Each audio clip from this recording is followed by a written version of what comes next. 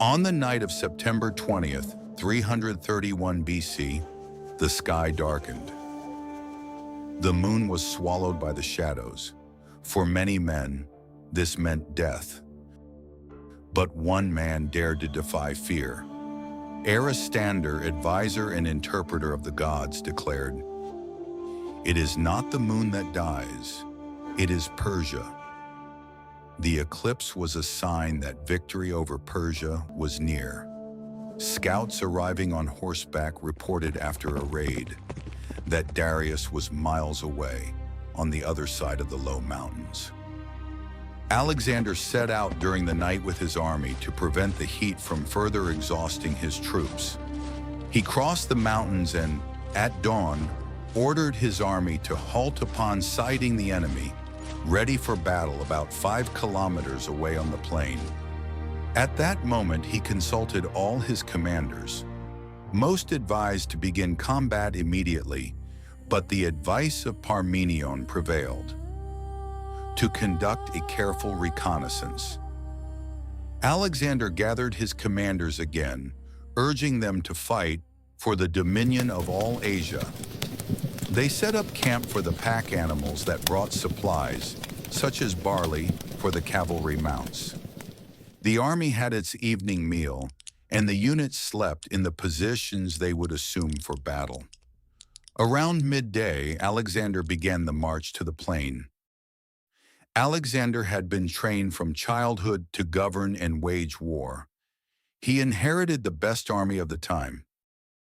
His father, Philip II, had transformed Macedonia into a war machine. But Alexander didn't rely solely on that. More than strength, he possessed something rare: strategic vision, speed of decision, and an almost suicidal courage. On October 1st, 331 BC, 2 armies would clash to decide who would dominate Asia. On one side, the 25-year-old Alexander the Great of Macedon, who had won every battle fought up to that day. His army consisted of approximately 47,000 men. 40,000 men from the elite Macedonian phalanx with their 6-meter sarissas, and 7,000 companions or hetairoi, Alexander's personal shock cavalry. On the other side of the battlefield, Darius, the great king of Persia, lord of millions of subjects and hundreds of thousands of soldiers. This time the Macedonian army could not win. 2 years earlier, they had faced each other at Issus. Due to the tight field, Darius found himself cornered and fled. This time, the Persian king would not make the same mistake. He personally chose the battlefield, a vast plain without obstacles, perfect for his cavalry and his chariots with deadly blades on the wheels. The ground was leveled for days. Troops arrived from all regions of the empire.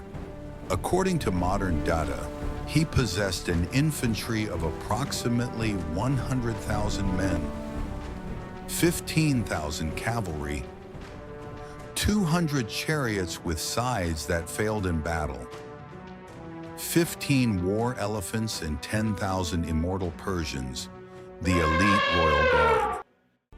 At Gaugamela, Alexander the Great not only used courage, but also performed a masterpiece of military tactics, a game of chess with Darius III.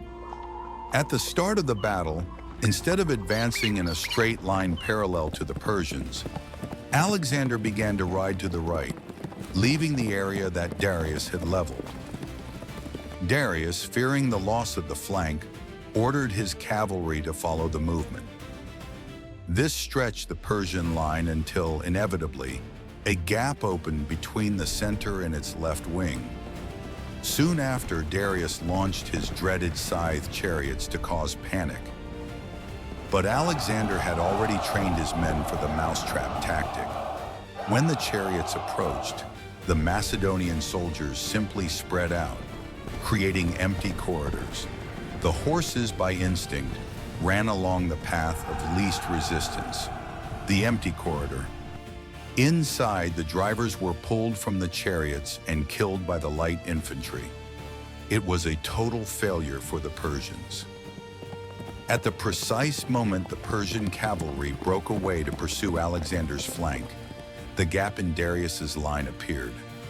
Alexander stopped fleeing to the right, spun his elite cavalry, the companions, and formed a giant wedge, an iron triangle.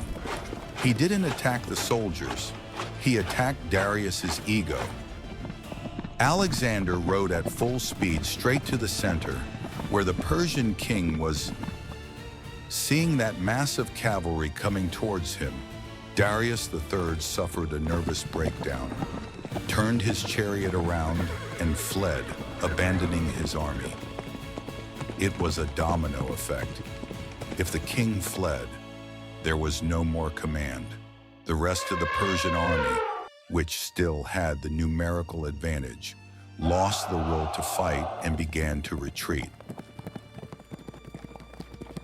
Alexander pursued Darius to capture him, but seeing his left flank almost falling to the Persians, he returned to assist in the battle. Against all odds, Alexander had won. Thousands of Persians dead, the empire in ruins. The road to Babylon, Susa, and Persepolis was open. Nothing could stop him anymore. On that day, a young king didn't just win a battle. He destroyed an empire that had existed for 200 years, and he changed the course of history forever. The Battle of Gaugamela was the moment Alexander became immortal.